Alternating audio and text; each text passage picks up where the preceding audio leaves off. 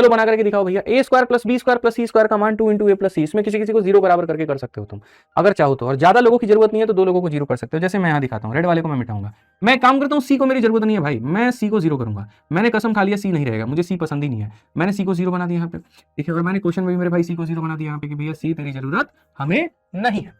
अब यहाँ पर जब सी की जरूरत हमें नहीं है तो हमने यहाँ पर क्या कहा, तो हमने यहाँ पर इस वाली चीज को कहा कि देखो भाई क्या है, यहाँ पर तुम्हारे सामने ए का स्क्वायर है, यहाँ तुम्हारे सामने बी का स्क्वायर है, और ये तुम्हारे सामने माइनस का 2 है, और ये माइनस का 2 है, तो वहाँ पे वैसे ही रहने तो कोई दिक्कत नहीं है। हालांकि मैं इसको भी क्यों लूं, मैं इसमें भी वैल्यू क्यों ना डालूं, मैं भाई साहब पूरी वैल्यू रखूंगा। क्या करेंगे आप बताइए, 3 चीजें हैं ना, 2 का मान हम रख सकते कि नहीं रख सकते। हमने आपको क्या पढ़ाया मिश्रा जी, इक्वेशन कितने हमारे पास में 1, ठीक है, और वेरिएबल कितने हैं 3 है, तो आप 2 का मान रख सकते हैं, तो आप 2 का मान रखिए। इंडिपेंडेंट है आप इंडिपेंडेंट है, किसी ने आपके हाथ पांव में जंजीर बांधा है क्या, नहीं बांधा ना, तो आप 2 का मान रखो। क्यों आप रुकोगे यार, आप एक काम करो, सीधी सी बात है गुरुजी, हम तो जो है ए का मान 2 लेंगे और बी का मान 1 लेंगे, या हमारी मर्जी, हम बी का मान 1 ले, बस बात खत्म। आपकी इच्छा जाग रही है ना बी का मान, आप सी का मान 1 ले लीजिए, बात खत्म करिए, आप हटाइए। अब आप देखिए, तो यहां पर आप कहेंगे ए का स्क्वायर, तो 2 का स्क्वायर कितना हो जाएगा 4, फिर उसके बाद में यहाँ पर बी का स्क्वायर हो जाएगा, ठीक है भैया। उसके बाद में यहाँ पर ये बी का मान ही 1 ले लो तुम लोग, लो ए का मान इतना, बी का मान इतना, तो ए का स्क्वायर 2 का स्क्वायर 4, बी का स्क्वायर हमारे सामने 1, सी का स्क्वायर यहाँ ले लिया। आ जाओ भाई, 2 इंटू ए जमा सी ले लो, तो ये ए है, ये सी है, और यहाँ पर कितना है 1 है। अगर हम देखेंगे तो यहाँ पर कहेंगे सर ये 5 प्लस हमारे सामने सी का स्क्वायर, और ये हमारे सामने कितना हो जाएगा 2, ठीक है।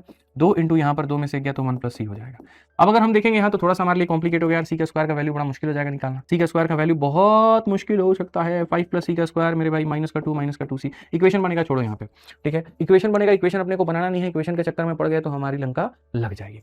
तो जब ऐसा होगा तो यहाँ पर क्या होगा, मैं आपको मेरे भाई डायरेक्ट वैल्यू बताता हूँ। हालांकि ये क्वेश्चन गलत जगह पर आ गया है, इस क्वेश्चन को यहाँ नहीं आना था, असल में ये एक पार्ट है, और ये पार्ट में यहाँ पर क्या कहता है मैं आपको सिखाता हूँ ऐसे सवालों को सीधा उड़ाने का तरीका, ठीक है। जब तुम्हारे सामने इस तरह की चीजें तुम्हारे सामने आ जाए, और जब तुम्हारे सामने इस तरह की चीजें आ जाए, एक तरफ में सारा स्क्वायर हो, एक तरफ में सारा स्क्वायर हो, और दूसरी तरफ में सारे वेरिएबल हो, विद इन सेकंड आप सबकी वैल्यू निकाल सकते हैं, ठीक है। फिर से रिपीट करता हूं, एक तरफ में सारा स्क्वायर हो, दूसरी तरफ में सारे वेरिएबल हो, विद इन सेकंड वैल्यू निकाल सकते हैं। अगर आपको ए का मान चाहिए तो यहां पर ए के साथ देखो, कंडीशन सिर्फ इतना है, फिर से कहता हूं कॉपी में नोट कर लेना, ये चीज यहां नहीं आनी थी, ये मिसलेनियस में आना था, ठीक है, लेकिन यहां पर आ गया, कोई बात नहीं। एक तरफ में सारा स्क्वायर, एक तरफ में सारा वेरिएबल, और ब्रैकेट के बाहर में 2 अगर कॉमन है, फिर से एक तरफ स्क्वायर एक तरफ वेरिएबल, ब्रैकेट के बाहर 2 कॉमन है, हर किसी का मान लिख सकते हो।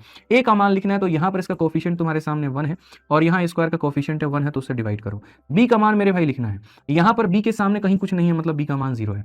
सी का मान तुम्हें लिखना है, सी के कोफिशिएंट कितना है 1 है, और यहां पर मेरे भाई कितना है 1 है, तो आप ये लिख लो, यानी ए बराबर 1, बी बराबर 0, सी बराबर 1, ये फिक्स वैल्यू है। तो अगर ए बराबर 1 है तो 1 हो जाएगा, बी बराबर 0 है तो इतना हो जाएगा, सी बराबर इतना, 1 प्लस 1 कितना हो जाएगा 2 हो जाएगा। आप अभी शुरुआत कर रहे हैं ना एडवांस मैथ की, अब आप सीखेंगे यहाँ पे। अब जैसे यहीं पर आप देखिए, आपने कहा जी गुरुजी 3 संख्याओं का योग हमारे सामने 20 है, और साथ में उनके स्क्वायर का भी सम हमारे सामने कितना है 200 है, तो यहाँ पर क्या होगा,